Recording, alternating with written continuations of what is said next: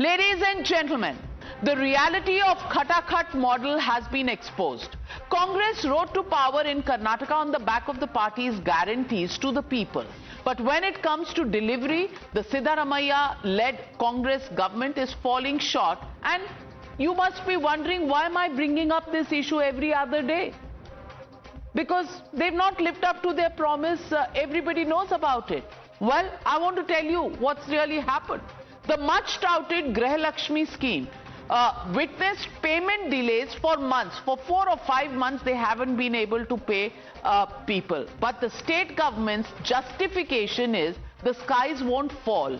Yes, that's what the Deputy Chief Minister said. Ki thoda baad mein de denge. We'll give it a little later. You heard it right, viewers. That's what Karnataka's PWD Minister Satish Jarkiholi said when asked about payment delays. A week ago, it was Karnataka's Deputy Chief Minister DK Shiv Kumar who defended the delay. In a U-turn, he said Congress never promised monthly payment either. The government website clearly states that promise of 2,000 per month, and this is something that Rahul Gandhi also repeated at the 2nd anniversary of the government. The agony of the people actually doesn't quite end there. Even as Congress's guarantee schemes falter, the Karnataka government has now released 7.5 crore rupees thereabouts to Congress workers appointed to guarantee the implementation committees. So the Congress workers will get paid, but the guarantees will not reach the people. Grah Lakshmi beneficiaries wait for funds, but the Congress government has turned the scheme into Lakshmi for Congress's own cadre. That is the shocking detail. Joining me on the debate with Pradeep Bhandari and Anand Ranganathan and Sanjay Jha is Ravi Srivastava, political analyst. But Sanjay Jha, you know, what are you doing to the people? 7.5 crore rupees to Congress workers who are employed or whatever, who are there to get the scheme implemented. Scheme to implement ho nahi rahi. For 5 months, people have not got their dues. But these guys will get 7.5 crore rupees. Ironical? Well, you know, there are 2 points. Number one, Navika, is this, that please remember that the Congress party inherited from the BJP not just a bankrupt treasury, but probably one of the most corrupt state governments in our history, which was popularly called as 40% Sarkara. That's the first hard truth. We need to put this conversation in context. That is exactly the grounds on which the Congress party won those elections. Exactly. And please remember, and I feel that the government made promises, rather the party made promises, and they have come good on not just majority, but probably 80 to 90% of them already. Now, here is the problem. The problem is this. If since you mentioned Karnataka, let me as an aside tell you what's happened in Maharashtra. No. I don't want asides. The second debate does not have time.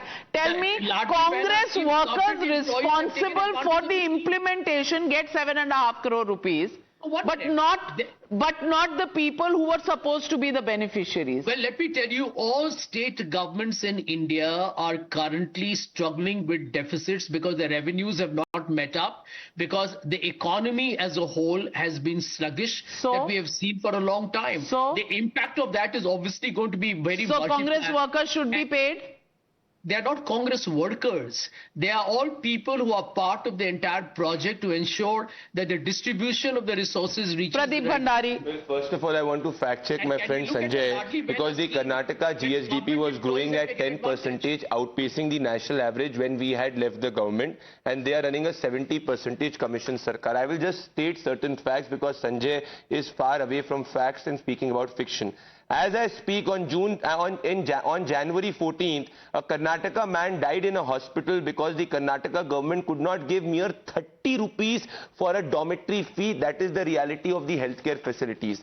The Karnataka government is taking money from corporates to build public schools because they do not have a single rupee of money. 15-year-old girl was raped and blackmailed in Karnataka's Belgavi, and the Congress government was not doing anything. The Congress government speaks about dividing on the basis of religious line, but they have money for 100 Urdu medium schools. As we speak, Karnataka MLAs got 15 recliners. That is what their priorities were, but they could not give it for the scheme. The state government's financial advisor said that you have no money for the developmental work, which was endorsed by DK Shiv Kumar. If the economy is so bad as per Sanjay, please tell me a Bharatiya Janata Party ruled state where the guarantees have not reached on time. We are the 4th largest economy, Sanjay. You left us at fragile 5. You are in Maharashtra and the BJP government is doing good. If you believe in the Congress government and model of government, please shift to Bangalore and realize yourself what happens when rains come. Well, Ravi Srivastava, I want to ask you, recliners more important than Grah Lakshmi scheme, and giving to the committee which needed to implement the scheme more important than giving to those beneficiaries of the scheme themselves? I want to ask you, priorities. Navika, let me tell you, success of the schemes itself. On COVID. Sanjay, can I continue? Yeah, sorry. Success of the scheme shows because the BJP copied them in Maharashtra, in Madhya Pradesh, in other states as well. Now, as far as 7.65 crore is concerned, I think it's not a big deal because BJP, when they were ruling via Mr. Yadurappa and SR Bommai, paid crores of rupees to people, and the president was taking that time 1.5 lakh rupees, and others were getting some 75,000 rupees. So they have splurged money on BJP and RSS workers. So they have no moral high ground to question BJP, Congress today. And Congress today, whatever is doing, forming these committees, making the people active so that the scheme benefits reach to the people faster. I think that's a I don't know what you are saying. Anand Ranganathan, he is saying 7.5 crore rupees going to the committee for implementation, no big deal. So what if people are not getting? But BJP is copying the scheme, so it's a success. You were started by Madhya Pradesh, the first state which is the Bharatiya Janata Party ruled state, Ravi. You are a copycat, you cannot even copy properly. Okay. In Maharashtra, Anand, please. Ravi ji, Anand is responding. Navika. 20,000 had 4-wheelers. That's the state of corruption in Maharashtra, you are aware. Ravi ji, I did not interrupt you. Please carry on. Ravi ji, I did not interrupt you. Anand, go on. Navika, can I please continue? Because time is of essence. Yes, thank you. Navika, very briefly, because time is of essence, I have a couple of points to make. Number one, we should thank our stars that Congress does not control the printing press of Nashik. इनका बस चले तो ये पैसे छापते रहे without any thinking of what is going to happen to the economy of the states that it is governing. And let me tell the facts out here. When the BJP exited the government in Karnataka, the debt, Karnataka's debt was 5 lakh crores. That was 2 years ago. Today it is upwards of 7.5 lakh crores. ये 2.5 lakh crore का debt कहाँ से आ गया? If Karnataka is doing so well under the Congress, the fact of the matter is yes, I do take it, and I have spoken about it more than anybody else, that every state cutting across party line is indulging in freebie politics, is indulging in incurring debt. But the fact is, when Congress does it, why is it holier than thou? Why is it taking the position that, look, BJP is also doing, that's why we are doing? No. The fact of the matter is because of the policies of the Congress that allow it to win elections. For example, in Himachal, it reverted to old pension scheme, junked its own new pension scheme. And as a result, in Himachal, a small state like Himachal, Navika, has a debt of upwards of 1 lakh crores. The reason for that is they're not able to pay. Even for mortgage of, they're having to mortgage Himachal Bhavan. The fact is, every state is incurring debt. The Indian states have a cumulative debt of 80 lakh crores. But then that doesn't give Congress-run states a leeway to say, what is our excuse? We don't have an excuse because BJP government is also doing it. That is where it is wrong. Absolutely. Sanjay Jha, I just want to ask you, ironical that every state government is bleeding. I completely agree with you, but the fact is, पुराने time से ये सिखाया जाता था कि जितनी आमदनी है उतना ही खर्चा होना चाहिए. You cannot have आमदनी 98 and खर्चा रुपया. That is the old saying that was said. You have to tailor your schemes as per the revenues that you have. If you do not have the revenues to service these schemes, then you've got to do something about it. Why is that not happening? Navika, I will tell you this as a very practical answer. When you have in a country like ours, roughly 60% or 800 million people getting free food grains, you realize that the economic situation at the base level, at the ground level is alarming.